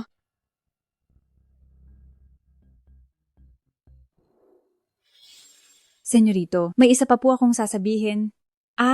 Hindi ko alam kung dapat ko bang sabihin ito. Magsalita ka. 3 taon na ang nakalipas noong bagong taon. Nasa ospital po ang ina ng madam at sinabing hindi na siya magigising, kailangan nang itigil ang gamutan at alisin ang kagamitan sa paghinga. Noong oras na iyon, tinatawagan kita. Pero wala kang sagot, kaya ang madam ay nag-iisa nang mawala ang kanyang ina.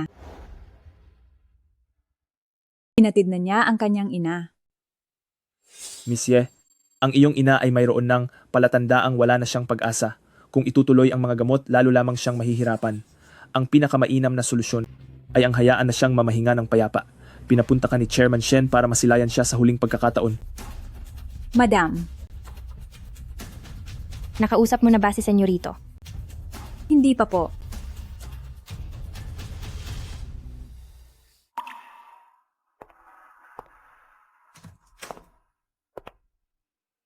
Mama? Senyorito, kung sumipot ka lang sana noon, hindi sana kayo ni Madam umabot sa ganitong sitwasyon. Ye Qingli. Pasensya na. Kasalanan ko ang lahat. Patawarin mo ako.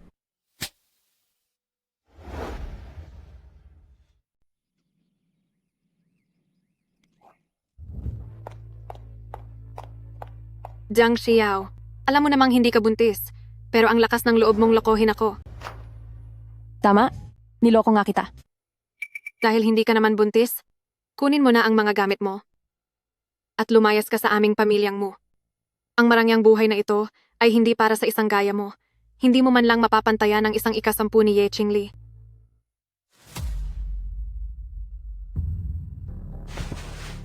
Sa dami ng mga reklamo nyo, hindi nakapagtataka na si Ye Qingli ay nilayasan ang pamilyang Munyo.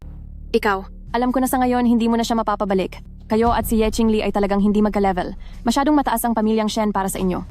Ngayon, wag mo na akong hamakin dahil hindi rin kita hahamakin. Ang kapal ng mukha mo, wala kang karapatan na pangaralan ako.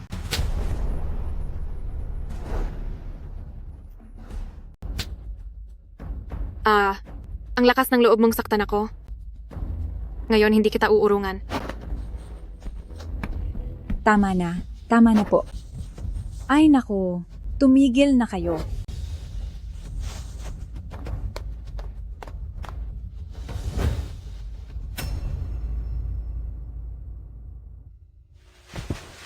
Huay Yuan, si tita po ang unang nagsalita laban sa akin. Tama na.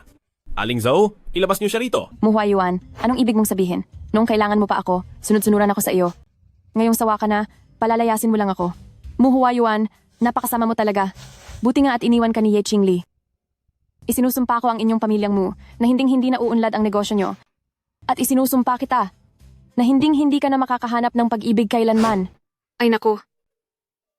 Anong kamalasan ito? Ano ba itong nangyayari? Bakit ang ating pamilyang mo ay naging ganito?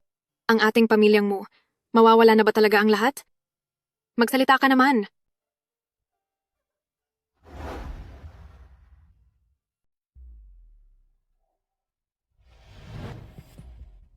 May magandang balitang hatid ang pamilyang Shen. Ang panganay na anak na si Ye Qingli ay nakatakdang ikasal sa tagapagmana ng pamilyang Ji na si Ji Shichuan sa araw ng bukas. Huai Yuan, naisip ko na kung itinuring ko lang ng mabuti si Qingli, siguradong ang pamilyang Mu natin ay hindi magiging ganito kamalas. Naaalala ko pa noon, katatapos ko lang operahan sa bato.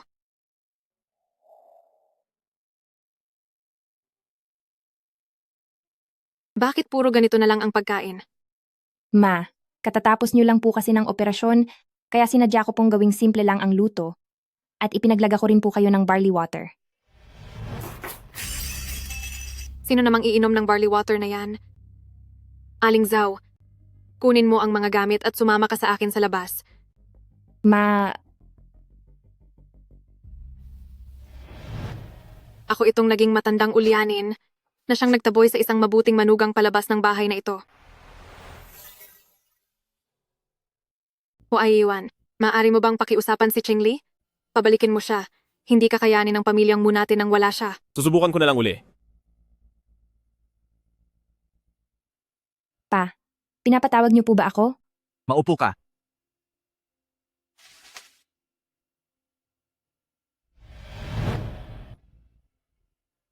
Balang araw, ibibigay sa iyo ni Papa ang airline company para ikaw na ang mamahala rito. Ayoko po. Huwag ka munang tumanggi agad. Itinayo ni Papa ang airline na ito para rin sa mama mo. Kaya lang, mabilis dumating ang aksidente. Sa huli, wala na rin ang mama mo. Matanda na rin si Papa. Kaya kapag ipinamahal ako na sa iyo ang kumpanya, magiging kampante na ako. Ito na rin ang magsisilbing lakas mo.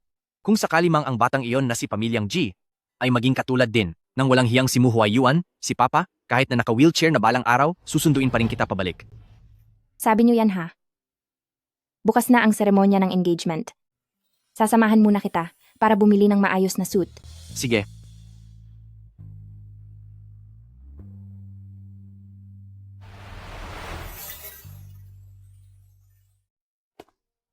Qingli!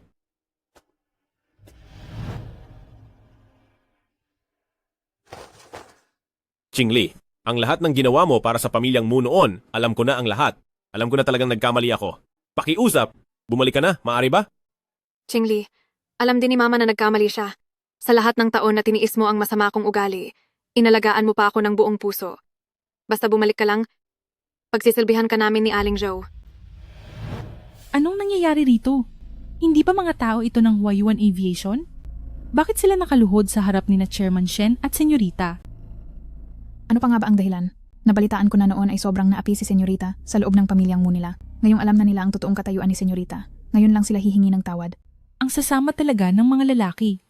Hindi marunong magpahalaga habang nasa kanila pa. Kung kailan wala na, tsaka magsisisi. Magsisilbi? Sino ang may kailangan ng serbisyo nyo? Mu Huaiyuan. Dahil sa iyo, handang putulin ni Qingli ang relasyon naming mag-ama noon. Ang lahat ng nangyayari sa pamilyang Mu nyo ngayong araw na ito ay nararapat lang sa inyo. Kayo sa pamilyang Mu, nararapat lang sa inyo ang lahat ng nangyayari sa inyo ngayon. Qingli, Chairman Shen, kung gusto nyo kaming murahin, sige lang, gawin nyo na. Mu Huaiyuan, hindi mo ba kayang itigil ang pagiging matigas ang ulo? Ayaw na kitang makita. Qingli, naging masyado akong kampante sa sarili ko. Binaliwala ko ang mga sakripisyo mo para sa akin at palagi pa kitang pinaparamdam na wala kang kwenta. Alam ko na talagang nagkamali ako. Nakikiusap ako sa inyo. Patawarin niyo ako. Kung hindi ba ako ang panganay na anak ng pamilyang Shen, at kung hindi namin palaging nalalamangan ang Huayuan Aviation, magagawa niyo pa rin ba ang humingi ng tawad at aminin ang inyong pagkakamali? Walang kinalaman dito kung ikaw man ang panganay na anak ng pamilyang Shen o hindi. Hemp, napaka-ipokrito. Di ba may nagsabi noon na kayo sa pamilyang Mu ang tunay na mayaman? Ngayon, kayo na ang tunay na katawa-tawa. Qingli, nakikiusap ako. Bigyan mo pa ang pamilyang Mu ng isa pang pagkakataon. Tinitiyak ko na babawi ako sa lahat ng mga naging pagkakamali ko noon. Hindi lahat ng paghingi ng tawad ay karapat-dapat patawarin. Magkaniya-kaniya na lang tayo. Tay, tara na. Qingli, kahit gusto mo man o hindi, Simula sa araw na ito, maghihintay ako sa iyo hanggang sa magbago ang isip mo.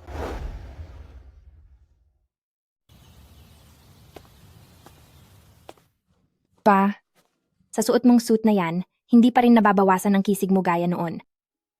Magaling talaga ang panlasa ng anak ko. Kapag nakaranas ka ng hirap sa hinaharap, sabihin mo agad kay Papa. Laging nasa likod mo si Papa para protektahan ka. Sige po. Qingli? Naghihintay sa labas si Assistant Lin. Babalik na muna si Papa sa opisina. Ayaw ko namang maging hadlang sa inyong dalawa. Tito, mag-usap lang kayo ng maigi.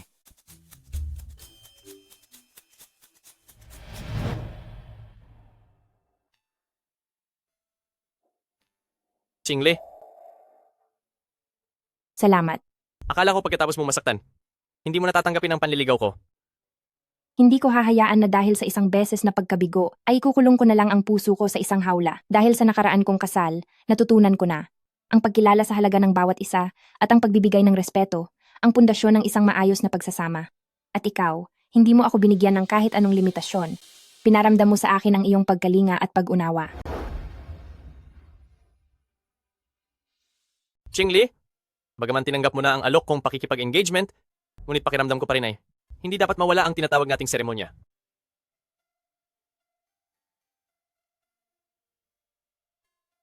Inaasahan ko rin na sa ganitong paraan ay mababawasan ang sakit na naranasan mo noon.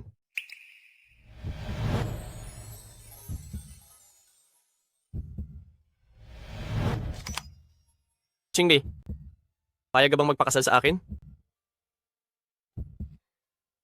Oo, payag ako.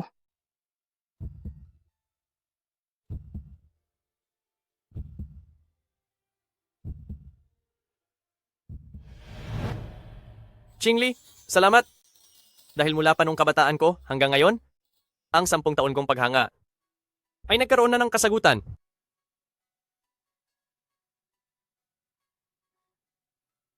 Salamat din sa iyo. Dahil sa isang sulok na hindi ko alam, ay minahal mo ako sa loob ng 10 taon.